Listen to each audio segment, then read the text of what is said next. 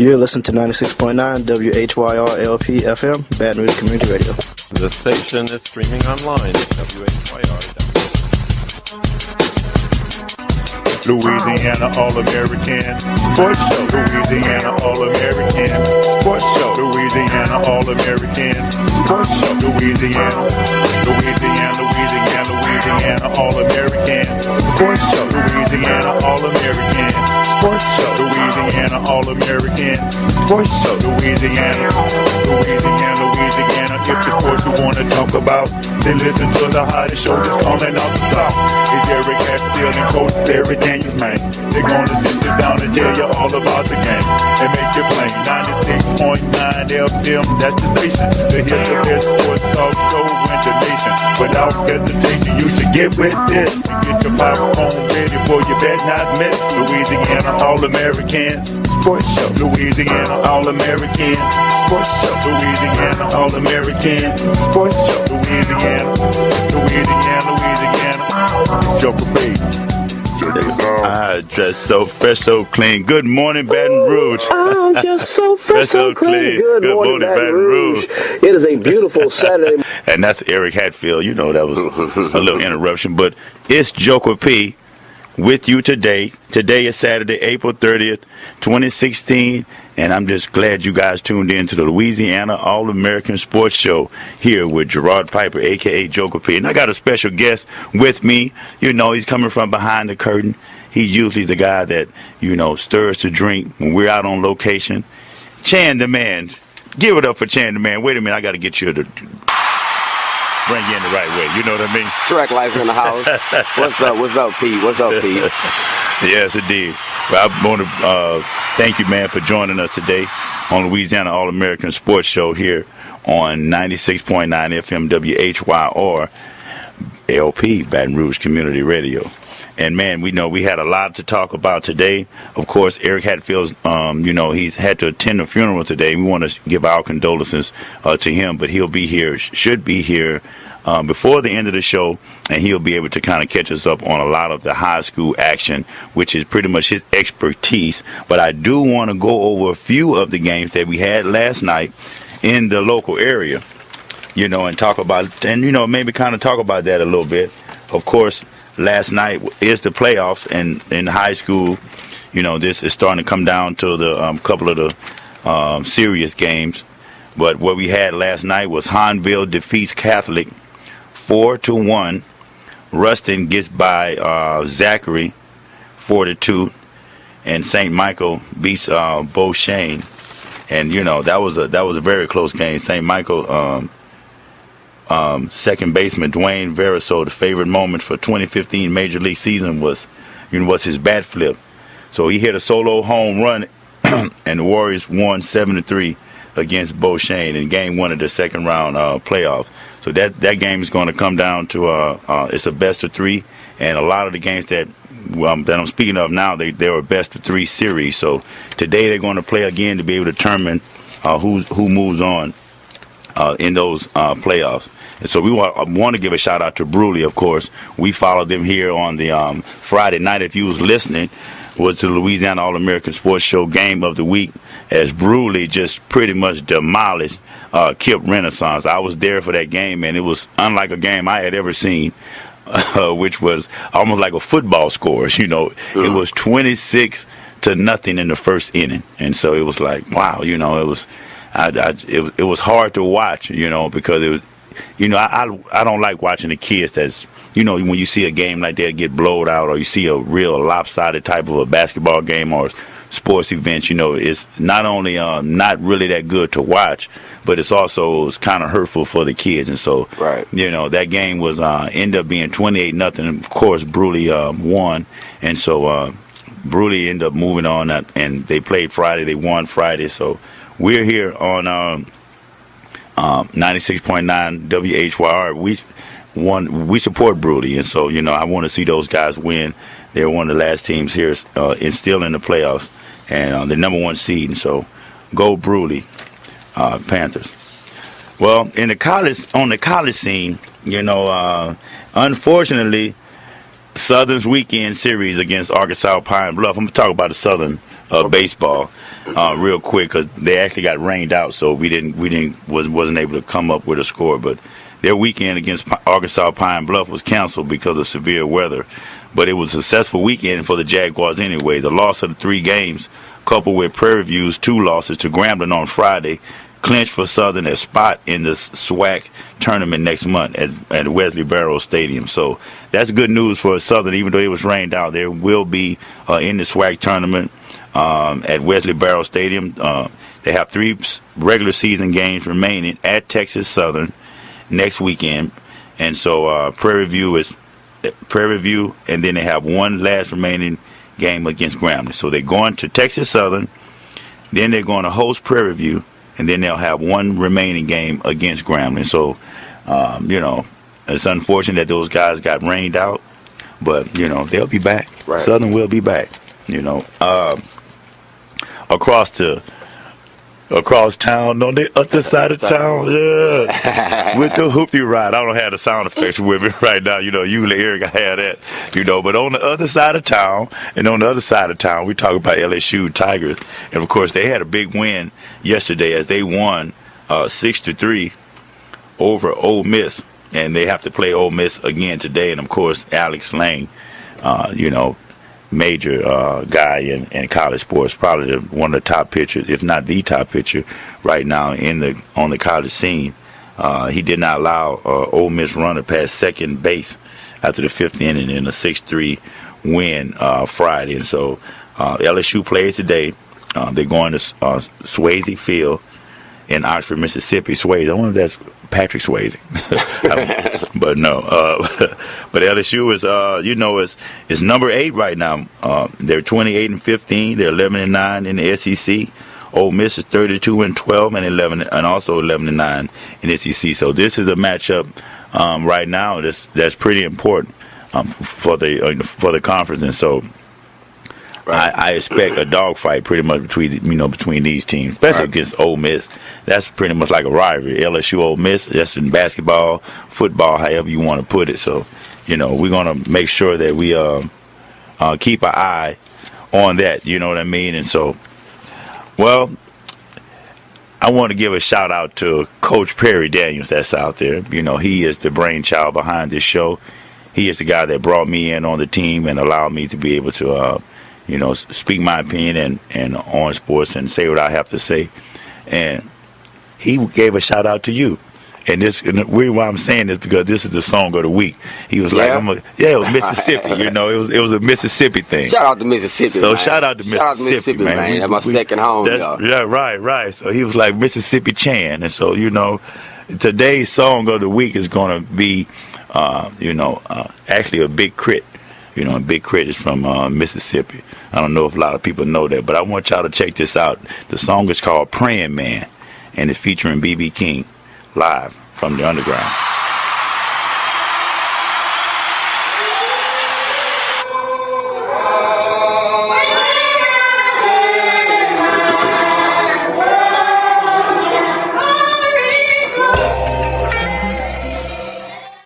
I hear a praying man coming.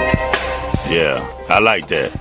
That was Big Crit out of Mississippi. He said, I think I need a praying man coming. And, that pretty much takes me to what I'm going to talk about on the social issues of today. Of course, this is Baton Rouge Community Radio, and so I have to talk about the community. And, of course, but seriously, though, it's a lot of things that's been going on here, not only in the Baton Rouge community, but in the community at large, America's community, statewide and even national wise, even internationally wise. We're seeing so much, so many things that just make you, like, to me, it's almost like an awakening in a sense. To me, it has been going on it always has been going on, but it just now with social media and the acceleration of technology and the way people are seeing things now. They used to say that a picture is worth 1,000 words. At first when you talk, and when you see it, it's something different. But now it's like video is like worth 1,000 pictures. And so video is kind of taking it to another level. And, we're starting to see video, it's like people are obsessed with it. Everything you do now, so it's being monitored. But that just brings me to the thing I want to talk about today on the community issue. And I have with me, of course, I got to give this guy here a round of applause. Community activist, a guy that has been down there in the trenches, making a change with the people here in Baton Rouge. And I want to give a big shout out to Silky Slim. Silky Slim of Stop the Killing. What's going on, Silk? Making sure I get my time in as well as the people's time, so I'm just enjoying my day today. What's up with you, man? Man, I'm just glad to have you here. I wanted to get your opinion on something because I know that you've been one of the only ones here, even though the mayor had a real high approval rating that was here when he first got elected in the second time. But you've been the only one that kind of been constantly critical a lot of the things that he has done. And I've seen some in the paper today. He vetoed something. I want to read this to you, and I want to. It's coming from the Rouge collection, and I want to read this and want to get your opinions on it. It says, in what is clearly one of the dumbest political moves Kip Holden has ever made, he vetoed Metro Councilman John Delgado's ordinance to create an economic opportunity zone in North Baton Rouge. The measure passed the Metro Council at last week's council meeting with 9 votes. I've been aware of the ordinance since the day John Delgado came up with the idea. He reached out and called me to ask my thoughts about it. Now, I'm reading from the author, which is Mr. Matthews. I told him that I still believe now it's a start. The opportunity zone that Delgado proposed allows property taxes to be abated for 5 years with a chance to renew after 5 years, which means if you purchase a piece of property in North Baton Rouge in the drawn-out areas worth $50,000 and invest $1 million in the property, for 5 years you only pay property taxes on the $50,000 with the option to renew in 5 years. Is this a cure-all for the North Baton Rouge? No. Does it need to be coupled with a large, more detailed plan for economic development in North Baton Rouge? Yes, it is a start. Now, I wanted to read that just because I had to be a little bit critical myself of Kip Holden, and not only for that, but it was an incident that we all know that a young kid that was 16 years old got assaulted by one of the police officers, and nothing actually was done. Well, I just want to get your opinion, Silk, on the state of Baton Rouge and what you see so far. I think with him vetoing that bill was definitely a bad decision based on the conditions that North Baton Rouge is actually in. And I just think that we have had poor leadership at the realm of this whole thing ever since Mayor Holden has been in office. Unfortunately, he has been a very liked individual, but me liking him doesn't have anything to do with me criticizing his tactics that he used in the political pulpit. And one of the things that we have seen is that this has been a very weak individual when it comes down to standing up for the urban community. So this has been one of my things that I've been fighting for years. A lot of people are awakening now, seeing the type of moves that he has made. So many people say, give him a chance. When he get ready to get out, he's going to do more. And he has definitely done nothing. I think he likes the arena that he's in, and he likes being patted on the head, man. There's no other way around that, and I have said that, and that's putting it respectfully because I'm on your show. He was on my show. I said exactly what he is, man. But it is what it is, man. And this has been a character, man, and one that we still have to deal with for just a few more months, and then hopefully we'll get some type of leadership that will head North Baton Rouge in the right direction. Yeah, man, and I think you're right. You're totally right. And with like I was saying, with the advent of video and the way we're starting to see a lot of things come out, it kind of makes you see, I told you so, The young man's name was Jacoby Davis, and I also wanted to say that the police officer's name. I don't see it right here, but I wanted to say the young man's name, if I could, mention his name, and give him to say that nothing was done. From what I'm seeing so far with what we've been seeing with the Tamir Rice situation. The city of Cleveland settled with the family, I think, for $6 million, but under the guise of they're not going to admit any type of responsibility or any type of guilt. Chan, I want you to get your opinion on what Silk just said. I kind of agree with Silk in a lot of ways what he said, but man, to fix the problem, man, it's a touchy, it's one of them touchy situations you don't like to talk about too much, but man, it's like, we gotta have some leadership. We've been needing that for years, and it's sad when it started out in South Baton Rouge, now it's in North Baton Rouge. You see what I'm saying? And it's bad because it's only gonna get worse. In the situation with Jacoby Davis, a kid that was just standing by a fight, and to get beaten the way he got beaten, and you have no answers for this, it's just and you wonder why these kids, when they see police officers, why they always in the defense mode. And you got a lot of things that it start with the top, and if Kip Holder don't start at the top of doing something real soon, man, I hate to see in 5 years what this city will be like. Yeah, well, I think that the police and the community, so to speak, or especially the urban or the young black men, is more of a confrontational. You know what I mean? Right. It's sort of like a us against them. When they come in not playing. They come in almost like a gang too. So it's like us against them. It's almost like when you saw in the movie Training Day, it said it takes a wolf to catch a wolf. You know what I mean? Right. So it's almost like how you're going to create a new dynamic between the police and the community. And to me, that's where it's like a us against them. Until you change that dynamic, I think it's always going to be the same. Plus, you made another valid good point. What Silk did, both of you all, when you said no leadership. So to me, it's almost like it's a few other places here, a lot of communities, so as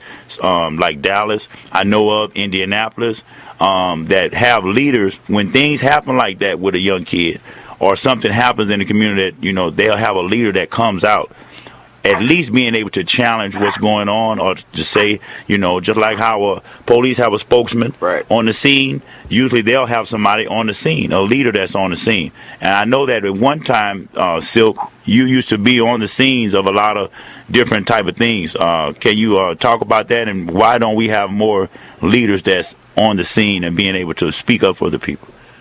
Well, one of the things I've learned, being on the forefront of being on the scene of everything, is that you have to pick your battles, and in order to pick your battles, you have to look at the root and the cause of what actually happened. So you can't really be out acting like an animal and then complain when you get treated like one. Is one of the things that happened. Now, this young man, Jacoby, was actually an innocent bystander caught up in a melee of confusion, and the officer that actually did this crime against this young man really isn't a bad officer. How do I know? I know the officer. And, he's not a bad officer, but he's saying he's having some mental problems. We need mental evaluation of these individuals, because most of these guys have been in the Army, been in the Navy. They could be suffering from post-traumatic stress syndrome. I've seen officers over at Capital Transportation walking around just taking people pictures. I say, hey, man, what are you doing that for? Never know who's a terrorist. So we got these type of individuals with that type of mind frame, man. You have to get these individuals evaluated. If not, monthly, at least yearly, man. And I think that's what we have failed to definitely get these individuals mentally evaluated to make sure that they're capable of handling the type of position that they have. One of the things that was disappointing to me is that the city waited a whole month before they held any type of press conference to inform the public on a plan of action on what should take place. And I think that is very sad. But when you have sad leadership, you see sad things happen. But a whole month, when this thing is almost dying down right now, for them to bring it back up and, hey, we want unity in the community, we want not us against it. That should have been said 3 weeks ago. That should have been said at the time of the event when this young man was beaten. And I think that by them saying it so late, it doesn't have an effect on the public. The public is looking at this as a circus now. So we've been in this situation, but at the end of the day, my message is that we have a responsibility as well when we say we're looking for leaders. We have to be leaders in the community. We have to lead ourselves and conduct ourselves in a manner where people can go out and fight for for these individuals when these type of things happen. But if you got 15, 20 people fighting, then it's going to be so-called justified because, it could have been a riot with son of side. So we can't give people excuses and escape routes on these type of situations because, yes, we have police brutality. Yes, we have a group of individuals that are in the police force that are very racist.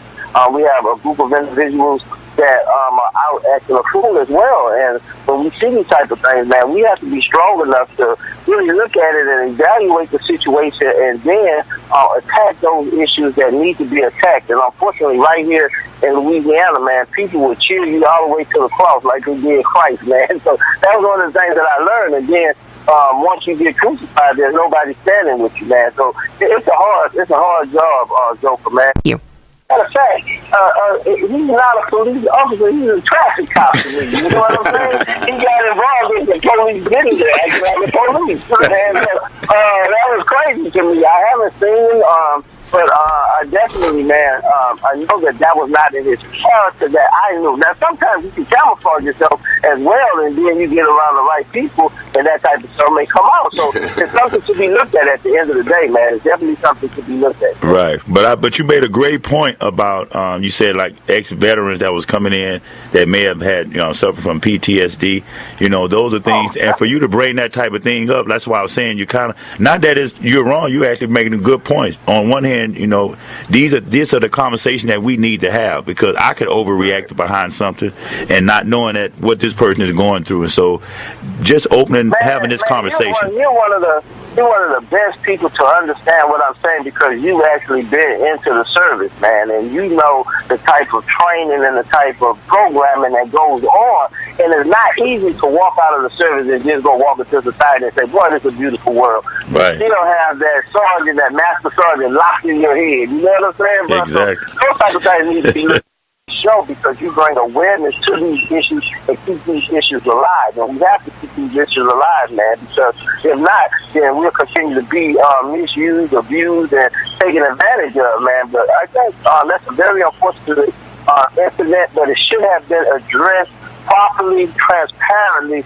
up front, and that didn't happen. And I think that shows the type of leadership that we have. If they can sweep it under the rug, they will sweep it under the rug. But that's what we have to keep this thing alive and take all the brooms from them, man, and move everything that they can sweep it up under and say, okay, let's deal with this. And I think that's what's happening right now. And unfortunately, what happens as well is that we have to look at the way that these individuals always play themselves. They always go get some pastors and come out in front of the camera. And most of these cases, these pastors don't have the type of power that they should have because they have gotten grant money from the city and faith-based initiative money, and now they can't be activists anymore because once you get that money, then you got that grant for that building. Right, you know what I'm saying? So you can't be an activist anymore. Right. Now you got to be an activist. Just somebody there with the mayor and say, yeah, the mayor is right. So it's a funny situation to be in, man, but at the end of the day, we need more people to stand up. We need more leadership. We need more individuals that's trying to do the right thing, man. And that's why I commend you for what you're doing, man. Keeping that word alive, man, and making sure that you reach out to the right people. Hey, man, I commend you too, and and I'm an optimist, so I'm the type that I believe that the glass is half full. And from what I'm seeing, with this push with the social media, I think that a lot of what you were saying, like with the pastors, they're starting to lose their credibility because youngsters are not really trusting them anymore. That's not as strong as it used to be when you was a pastor. When I was younger, you had more of people looked up to you a little bit more. Now that job, that title is not as glamorous as it once was. Right. You know what I mean? From a lot of I was looking at a survey a couple of days ago, and it was talking about 20 years ago how the church was the number one influencer of most households. Today, the number one influencer is social media. Wow. Friends, and churches in the number 4 spot. So it's like the church has lost a lot of its power. And one of the things and one of the messages that I give to the church vigorously right now today is that we go to church every Sunday and sit in church for 2 hours to save ourselves from a spiritual hell that we don't even know exists, and then open up the doors of the church and walk out into a physical hell that we can see and change with the power of the church and refuse to try to change it. Right. So we have to come out of the church and change what's outside of the church, and then we'll deal with the spiritual hell if we ever get there. You know what I'm saying? We live in reality here outside the doors of the church and refuse to go out there and do anything about it. You know, so that's something that we have to do, is start taking that word outside the church and exercising the power that's within us to change the hell that's outside of the church, and then we'll be more comfortable inside the church if we get the word there. Oh, man, well, what a word. I definitely want to appreciate it, but I wanted to say that I think that it is working. You know, this conversation, what you're doing, what I'm doing, and, you know, it's starting to work. It's starting to shake up a little bit society. It looks like it's going slow, but eyes are starting to be being open, and things are changing as we speak. And I know that will change. Hey, man, I want to thank you for once again for coming on. Silky Slim, once again, for everybody. I got to give him a big, yeah, man, family all the time. Hey, Silk, man. Until you open your mouth just now I know my brother A.V. Mitchell get all his knowledge from, huh? If you really pay attention, man, in the 15 years that I have been doing what I do, A.V. Mitchell has been one of the only people that I have taken on tour with, because he's a knowledge teacher, and he definitely thinks before he moves, man. A very good young man, and a very powerful leader. One thing that I have learned is that with the knowledge and the things that God has blessed me with, if I don't deposit that into another vessel, if something happens to me, my word will die. And A.V. Mitchell gives me hope that my word will stay alive, man. Thank y'all for having me on, man. All right, Thank man. you. It's an honor, bro. Anytime you need me, please give me a call, okay? Thank you, man. Love you, brother. Take care. Okay, thank you. All right. Hey, man, yeah. Deep, man. Hey, that was deep right there. You know what I mean? That was deep. That was pretty deep right there. And that was pretty much our social commentary for the day. Here we want to bring you a little bit and talk about some issues, and sometimes it may get a little bit of heated, it may get a little bit of hot, but this is what we're trying to do. Also, you know, with the entertainment value of the sports that we talk about, we also want to incorporate a little bit of something for the community and for you guys to chew on. So with that being said, we're going to move on here and get to a little bit of the NFL. Which way you want to go? You want to go NFL? Or you want to go NBA? Because it's a couple of ways we can go right now. It's a toss-up. Both of them good this week. Yeah, definitely. Both of them are good. But I'll tell you what, we'll go with. I guess we'll go ahead and go with the NFL. What you think about that? Yeah, I gotta wait for the commercial before I can come with the music. You know how YouTube does. You have to skip ads. So here we go. Here we go. Let's get it, baby. It's for the NFL draft. The Saints. You know what I mean? The Rams. Let's go, Cowboys. Yeah, the Seahawks. Yeah, the Denver Broncos. Can Cam Newton come back next year and repeat? What do you think? How did the Saints do? Do you like their picks? Did you like the Saints pick? I mean, I like the last two picks. The Saints pick. Talk about it. I like the last two picks, man. I'm not too skeptical about that first pick they took. I just got to show me a little more with that pick there, man. I think they could have traded down and got a few more draft picks for him. I don't think he could have stayed at the spot they took him at. I believe he'd have been, later down in the run. I think they could have got him. They could have got somebody else. But LA now has Jared Goff. LAT, Hollywood.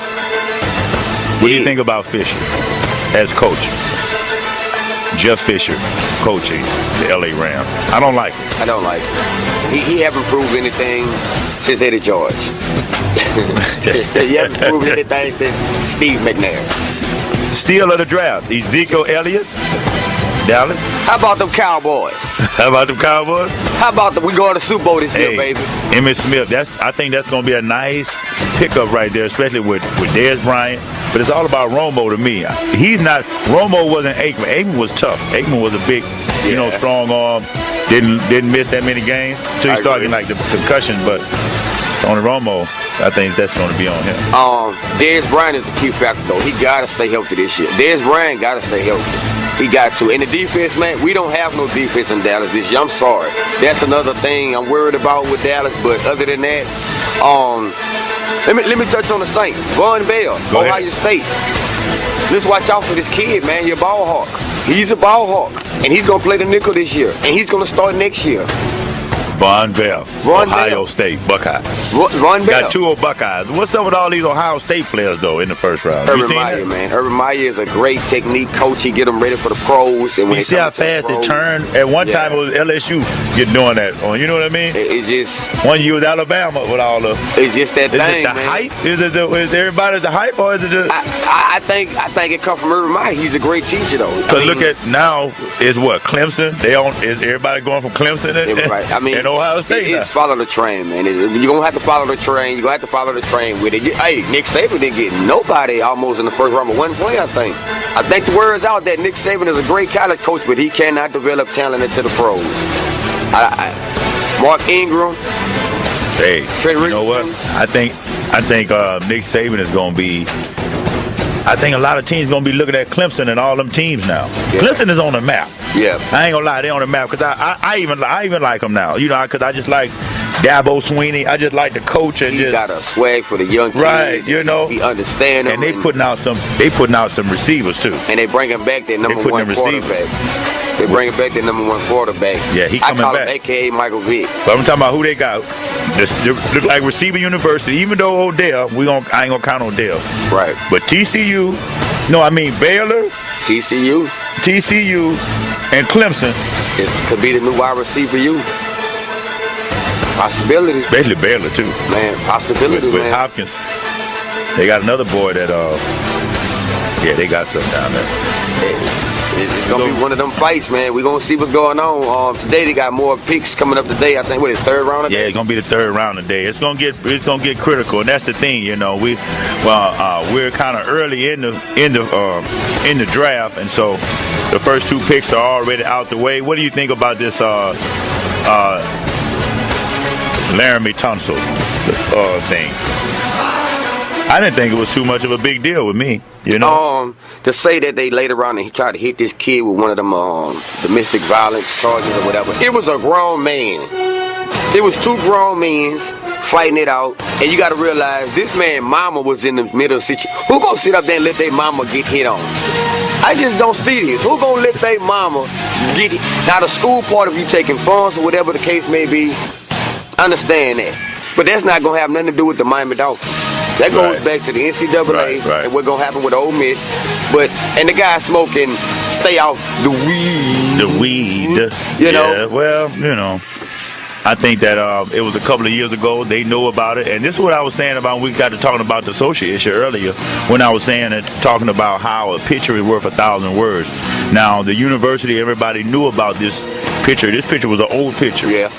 But it's like once you see the video, see, it's a different when you see a still picture. But when you see the video of him and you're smoking and moving, even though it was 2 years ago, that cost this guy millions, just that fast. And people react on something like that. You know, now that's what I would think too. Now, if your scouts went out and did all this, they should have known about all this. Number one, because they do a very diligent search when they do come. So they should have known about this. I think from the beginning. And everything, and didn't really do any research. So if they come back now, and for 15 minutes before the draft comes up, here comes a picture of him smoking, and you change your mind overnight over a 2-year-old picture, and it's like, you know, well, it's like almost like you're letting something. Oh, wait a minute. Is it true? Did something just happen in the studio? Something just happened in the studio. Wait a minute, I had to kill the music. Wait a minute, stop the music, stop the presses. Huh? We got a real sharp guy that just walked in. Ladies and gentlemen. Ladies and gentlemen. You hear what I said, huh? Gentlemen. The one and only Harry Hatfield. I was going to bring him into some applause, but he's a sports guy, so I'm going to bring him into sports music. CF NFL on CBS. How could you get any better than that? Yeah, that's good. That'll work for me, man. Hey, good morning, gentlemen. Sorry for my late arrival. I'm a good man. Look, just as it's good to be here. Unfortunately, I had a death that was somebody, as far as I'm concerned, is just like family and funerals today, and had some preparations to make, so that held me up. But hey, I said if I could get in the studio, I would, and I'm here, and I was definitely listening. Hey, first of all, Silky Slim still listening. Very good, compelling conversation there. Great job, Joker, for bringing him in, and Silky, I appreciate what you do. I think you reach out to an audience that needs to be reached out to, and they're listening to you. So, great work there, great job. Look, I'm listening to your commentary in the NFL draft. I didn't want to, y'all had a good flow going there. Y'all talking about Laramie Tunsil, so that's just definitely compelling. I'll just say with the Saints, I like their pick. I heard your commentary about the defensive end from Louisville. I'd never heard of him before, but when you go to a school like Louisville, go to 0418, LAS 0418. Anyway, lost my train of thought. Yeah, I don't know much about the guy, but I will say this much: I know Shaq Lawson, and he's a monster. And this guy on every board was way ahead of Shaq Lawson. So, I don't do this. I don't do this 40 hours a week for a living like these scouts do and everything. Like so Mel Kiper. if the experts think this guy is 10, 12 spots better than Shaq Lawson, I saw his highlight film. It looks like on paper he's pretty good. I hope it plays out that way. So. The two Ohio State guys, the wide receiver and Von Bell. I thought Von Bell was a good value pick. I think he's one of those guys who is not. The physical tools he has is not going to be a bust. You know what I'm saying? Right. And the receiver, they need one. I don't know much about him except he went to OSU, so he had good tutelage from Urban Meyer, as you brought up. Great hands. So I don't think the Saints lost in this draft, and they've had some bad drafts the last couple of years, but I don't think they lost. So we'll hold our breath and we'll see. They need a lot of defense, and they did go there so far. So anyway, on Laramie Tunsil, I'll let y'all go ahead, and then I'll jump in. Oh yeah, well, just kind of. We're going almost like rapid fire here and talking about different subjects of the draft. Basically, NFL in general. There's a couple of things that was in the news. Of course, the draft is the biggest thing. Absolutely. I wanted to ask you this here, Eric. I just asked him, do you think it's just the players, or it almost seems like, the same teams that are hot at the moment? Like all of the players now get drafted out of Clemson or out of the Ohio States. You know what I mean? At one time it was the LSU's and the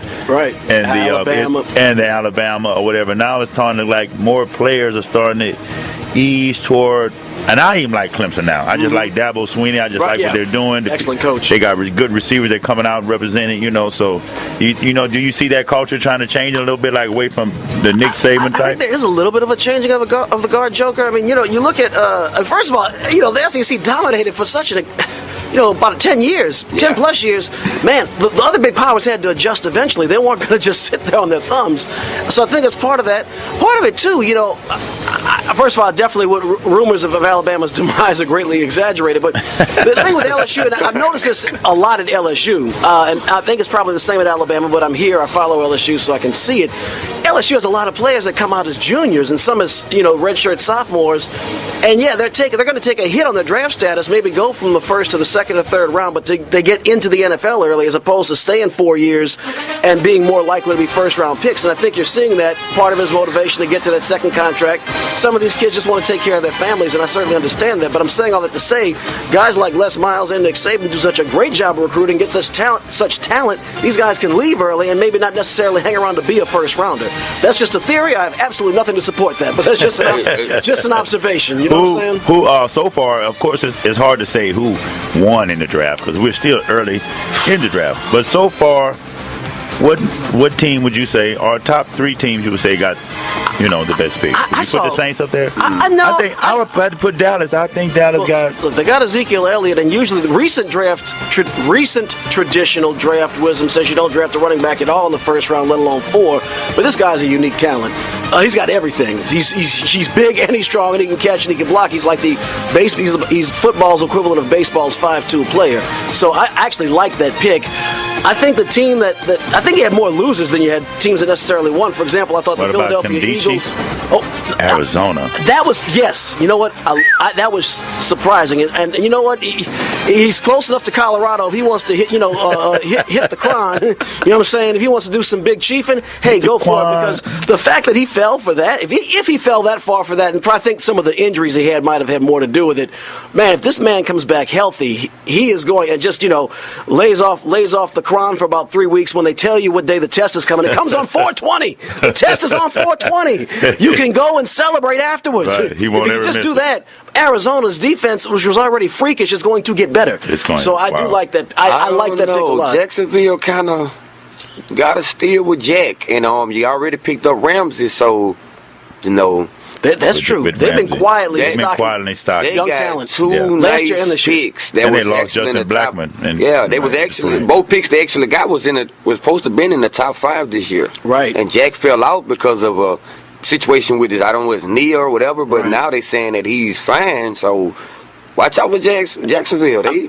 And yeah, NFL teams are averse to risk, and they'll make what's otherwise a sure top 10 pick, maybe fall a few spots. But the risk, say today in 2016 with modern sports medicine, repairing a knee, something like that, that risk is nowhere near what it was when I was a kid 30 years ago, where you had that ACL injury, your career was probably over. If you came back, you weren't the same.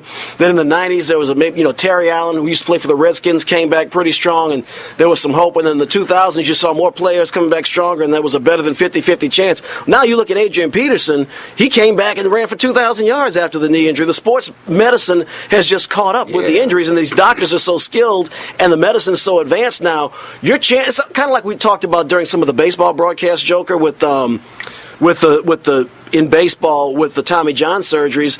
The doctors and the medicine and the surgeries are getting so much better. You have kids almost proactively opting for the surgery. I'm not saying you want to proactively opt for a knee surgery. What I'm saying is the surgeries are so good, your chances are really, really strong that your knee will be better than it was via Mother Nature, because you have I don't know the science, the lasers and the screws and the artificial tendons, whatever it is better than the real thing if the doctor handles his business. So I've rattled on a little bit. All I say is that, to your point, I think Jacksonville got some good value as long as those guys are healthy and recover. Jacksonville's been creeping up in the AFC South the last couple of years. Yeah. Well, we'll definitely find out. All of us have said when we made our prediction, and we're going to find out. And speaking of who found out who was right and wrong, is this week's edition of I Told You So. So I want you to check this out. I told you. What did I tell you? Didn't I tell you? 'Cause I told you. And when did I tell you? A long time ago. And what did I say will happen when I told you? Exactly what just happened. Yeah, break out the brooms. I go on here. I think it'll wrap it up Sunday. The Pistons are back to relevancy again, although they probably will be making a trip home very shortly. I agree. Noel Jackson with music satisfaction. And they don't have that. I think Brad Stevens and his coaching and his youth, I think Boston finally gets back on track. I think they win this series in 6. I don't think Atlanta wins another game, but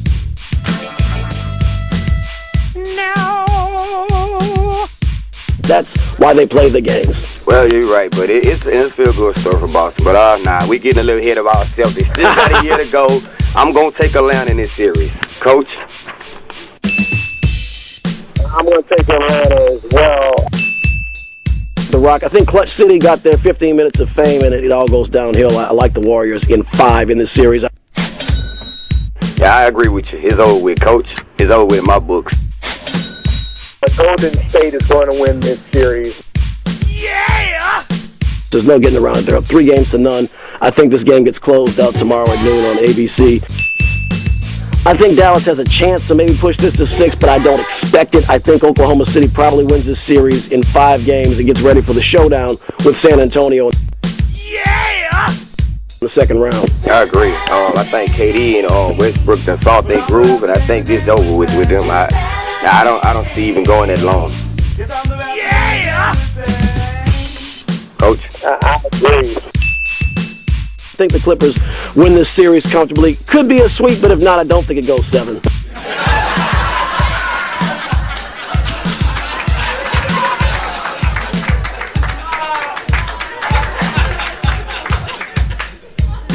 I'm gonna be bitter. I'm a Chris Paul hater now, so I'm rooting for Portland.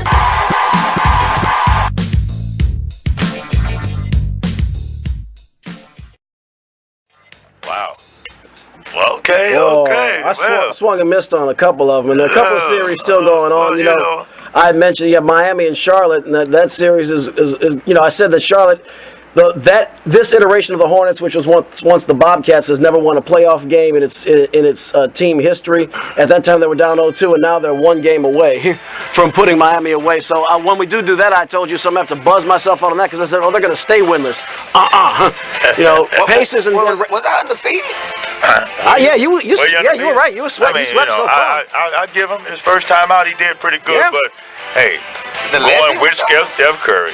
Did the legends? It was the legends. But what I'm saying is going with Steph Curry. Your picks wasn't like, you know what I mean? He did pick against the Clippers before Blake Griffin and Chris Paul went up in flames. Nah, I give him that. I give him that one. He picked those. Yeah, that was a good pick. You know, that was a good pick. I give you that one. Only because I didn't like Chris Paul. Though. Right, you just was hating that guy. That karma came then because boy, even if they had advanced, you could stick a fork in. And when Chris Paul and Blake Griffin went down, particularly Chris Paul, it was over. But man, just the dynamics of first. Stephen Curry goes down first before them. And so I guess they kind of got a little happier. Like, wait a minute, we may have a chance to beat these guys in the second round. You got to get there first. But you got to get there, and then boom, both of their guys go down. And so, wow, then now here comes Portland. Oh, wait a minute, we was probably expecting to go home in the first round. Now we got a chance to at least go to the second round and even make our season look even more. Because I think Terry Stotts was number 2 in the Coach of the Year. Yeah, he did a great job without LaMarcus Aldridge. And I don't. Or their starters from last year. Right. Yeah, I don't exactly. Except for Lillard, I don't remember them really replacing him with any big names. So great job, up there in Portland. But it's going down. We got a big game today. We got San Antonio and Oklahoma City. Now this is a series that I'm very, very intrigued by. Mm-hmm. I've been really contemplating. I want to go with Oklahoma City in this series. I think they have the talent to beat, but I just don't know if I go against San Antonio. I don't know. I don't know yet. I want to see. Game 1 is tonight. And someone told me, oh man, I want to go to state to have to go through Oklahoma City and San Antonio. I say, well, everybody wants that, but Golden State has earned the right. Mm-hmm. That they shouldn't have to go through San Antonio and Oklahoma City. One of y'all, right. They have the top seed, right? Yeah, y'all gonna have to fight it out for me. One of y'all got to go through 2. Mm-hmm. You got to go through Golden State and San Antonio, or whatever. But I shouldn't have to go through the 2 toughest teams. Exactly, they earned that. Right, we earned that, and so. But I like to see the matchups. I want to see if I'm going with Oklahoma to win this series. Wow. Against. Yeah, I know I should, huh? And my music went off too. But I'm gonna go with Oklahoma City. I just got the intuition just now, and not tuition. Intuition. Shane, I'm just kind of speechless, huh? Go ahead. I'm gonna do something you don't see very often. Remain silent for a moment. I have no, and because I'm speechless. Because of the situation in Oklahoma and KD, I don't believe it's hard there no more. I don't. Really? I don't believe it's hard in Oklahoma no more. I don't even believe he's gonna stay. I'm picking San Antonio. I can't go against a legendary coach. I can't still go against the Tim Duncan, even though he's not what he used to be. They still got a great team, but overall, I just don't see Oklahoma as a unit. To me, they fronting on the court. It's fronting. I don't think these guys are really hot takes here. Yeah, man. From watching them, when Dallas took them there, you kind of seen the little And that bothered me when I saw that. So to me, it's like they don't have a cohesive unit going on right now, and that's why I'm gonna give upper hand to San Antonio. Chandler, that's an interesting point what you just said, because I was thinking that when Dallas, and granted Dallas would have, should have lost that game regardless, but the fact that Dallas took Oklahoma down in game 2 despite its age and injuries, and granted OKC still who's the white guy with the porn stash and the long hair. What's his name? Sam Adams. No, it's Adams. Yeah, but his first name is not Stan. Is it Stan? No, it's not Sam Adams. Stan Adams. I think it's Stan Adams. Yeah, when he had that putback, that guy is just something about that dude. There got to be some internet memes going around about that cat, contrasting with Ron Jeremy. But I digress. Anyway, when Stan Adams put that ball back, and he could have easily won the game, but still it showed the soft underbelly of Oklahoma City. That they get a team that their aggressiveness can come back to bite them, and the team that punishes aggressive opponents better than any team in the last 15 years is the San Antonio Spurs under Greg Popovich, and this team is just as skilled and disciplined as any. My gut feeling was telling me Oklahoma City in 5 games. Joker picking OKC made me think I was on the fence of 5 and 6, but I just here's the thing: if they goes past 5 games, San Antonio might have a problem because OKC would have figured something out. But I'm gonna go with the San Antonio Spurs in that series. Yeah, it's going to be a great series, but I just See, in the regular season, San Antonio does on the record on Oklahoma City, but in the playoffs, it's going to be a little different. If they can only get another score. In the point guard position, of course, we know Russell Westbrook is going to dominate that. And he's going to make it hard for them. He's triple-doubles. Durant is going to average 30 points. If they can get Enes Kanter in the middle, put a play a little bit, and get just a little help. Get a little help with a little scoring, a third person. They should really have no problem beating San Antonio. I remember that. Yeah, that's what I remember the year when they used to punish San Antonio. That's true. Early in his career, in Kevin Durant's career, he used to hit that buzzer beater. He used to punish San Antonio. What brought San Antonio back to me is one person. Kawhi Leonard? Oh, yes. He saved them. And he's going to be an MVP eventually. But see, that's what Popovich finds the talent. He knows how to find these guys. That dude, Darius. And guys that fit his system and his mold. He's quiet. He's disciplined. He's just the guy that every coach would drool to have Defensive Player of the Year, and he is going to be an MVP eventually. And he's already been a Finals MVP. That's exactly right. And that's what's kind of his coming of age. His defense and he's coming of age, exactly. He's went. I remember that game. He missed the free throws in that game, which allowed Ray Allen to hit the 3-point. And since then, his free throws has went up. He was in the 70%. He's redeemed himself. Now he's like in the high 80%. I mean, that's like a point guard or a shooting guard. Right. So that shows you the dedication of this guy. Defense two-way. He is going to be on Durant. That is going to be a monstrous battle. He's going to be guarding, and he's going to try to take out Durant. And so we're going to see, man. It's just going to be the chess game. I want to see how Billy Donovan is going to attack San Antonio, and that's why I see we're going to be seeing something, because they have to know what we know. They have to know that they need another player. Just like in the fourth quarter, the offense gets stagnant. It's just between Westbrook and who's open. You're going to have to come with something more than that, because Popovich he thinks way more than that. So you got to come up with something else. Let me ask you a question. Do you put Kawhi Leonard on Russell Westbrook instead of Tony Parker? Because I think Westbrook would eat Tony Parker alive. I think Westbrook would probably eat Leonard alive. Woo, man.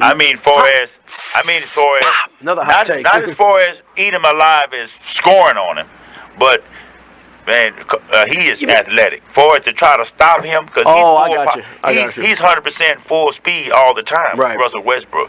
You know what I mean? With a Kawhi Leonard, with a Durant, he's a little slower. Kawhi Leonard kind of stay in front of him and kind of play with him. But Westbrook a different ball game. So I mean, he'll be blowing past him. It'll take a lot more work, I think, to try to stop Russell Westbrook. That's triple-double, so you got to stop him with assist, rebound. He grabbing it, going down, you got to contain him. He moving and Euro-stepping and everything, Russell Westbrook. He just don't have the perimeter shot like Durant. Joker, who do we have coming up in 3 minutes? 3 minutes, we have Noel Jackson with Music Satisfaction. Right here on 96.9 FM WHYR LP Baton Rouge Community Radio. Yeah, man. I meant to mention Noel to Slim. Because me and Slim, we used to go over there and take our records to Noel, and he used to sell them for us.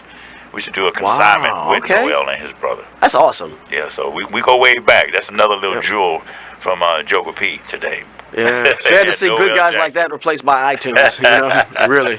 Well, okay, I got a couple of more thoughts. Coach Daniels, make sure you put that out there.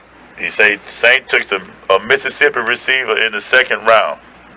Wow. I wanted to say also that Coach also said that the Titans and the Cardinals won. Huh. Okay, I'm not really deciphering Coach's message there, because there's a good guy from OSU in the second round, right? Or did they? No, the guy that's we went to Ohio State, yeah. So maybe he's from this. I don't know. I'm sure we'll figure it out.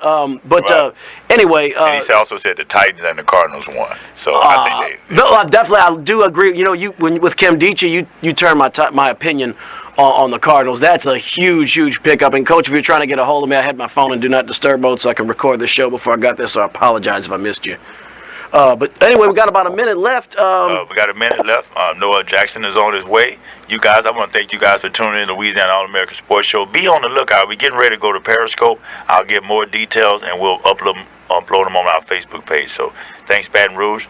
Thanks, Kim. See y'all later. Hail to the King and Lords of Life. May he protect our